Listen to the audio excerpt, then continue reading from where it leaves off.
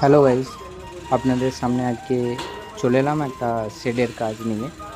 আমরা এই যে শেডটা বানাচ্ছি, এটা চওড়াটা 40 ফুট আর দিকের লম্বাটা 85 ফুট আছে।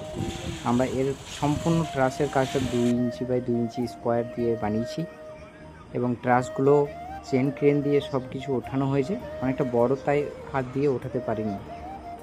তো আপনারা যদি লেন্থটা অনেক বেশি হয় বা ট্রাসের ওজন একটু বেশি থাকলে চেন ক্রেন দিয়ে উঠানোর চেষ্টা করবেন, কাজটা তাতে সহজ হবে। দেখছেন ট্রাসগুলো অনেকটাই চওড়া, আর খুঁটিগুলো আমরা 4 inch by 4 inch square pipe ব্যবহার করেছি। আর পার্লিং প্লাস ট্রাসের সমস্ত কিছু 2 inch by 2 inch square pipe দিয়ে বানিয়েছি এবং পাইপগুলোর গেজ যেন ঠিকঠাক থাকে সেটা চেষ্টা করবেন। আর একটা গুরুত্বপূর্ণ কথা আপনাদেরকে বলি, এই যে সিটের ওপর যে প্রোটেক্টরটা থাকে সেটা সবসময় আপনারা রিমুভ করার চেষ্টা করবেন, কারণ কোম্পানি থেকে সেটা ওরা রিমুভ করার জন্য বলে। এটা রিমুভ না করলে সিটটা খারাপ হয়ে যাওয়ার সম্ভাবনা খুব তাড়াতাড়ি থাকে, তো এটা রিমুভ করে দিলে খুবই ভালো হয়। আর টারবাইনের কথা যেটা বলছি, টারবাইন ওপরে যে ফ্যানগুলো দেখছেন, এই টারবাইন কেনার সময় আপনারা একটা জিনিস দেখবেন, যে কোম্পানির টিন আপনি ব্যবহার করছেন সেই কোম্পানির টিনের সাথে টারবাইনের ওই বিটটা ম্যাচ হচ্ছে কি না।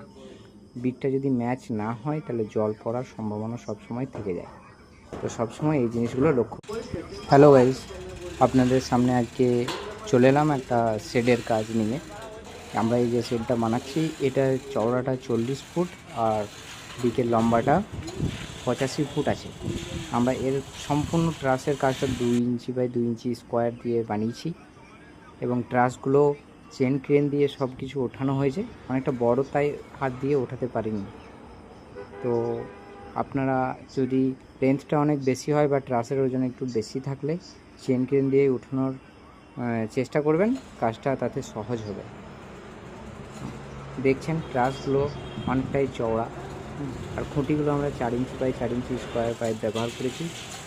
আর পার্লিং প্লাস ট্রাসের সমস্ত কিছু 2 inch by 2 inch square pipe দিয়ে বানিয়েছি এবং পাইপগুলোর গেজ যেন ঠিকঠাক থাকে সেটা চেষ্টা করবেন। আর একটা গুরুত্বপূর্ণ কথা আপনাদেরকে বলি, এই যে সিটের ওপর যে প্রোটেক্টরটা থাকে সেটা সবসময় আপনারা রিমুভ করার চেষ্টা করবেন, কারণ কোম্পানি থেকে সেটা ওরা রিমুভ করার জন্য বলে। এটা রিমুভ না করলে সিটটা খারাপ হয়ে যাওয়ার সম্ভাবনা খুব তাড়াতাড়ি থাকে, তো এটা রিমুভ করে দিলে খুবই ভালো হয়। আর টারবাইনের কথা যেটা বলছি, টারবাইন ওপরে যে ফ্যানগুলো দেখছেন,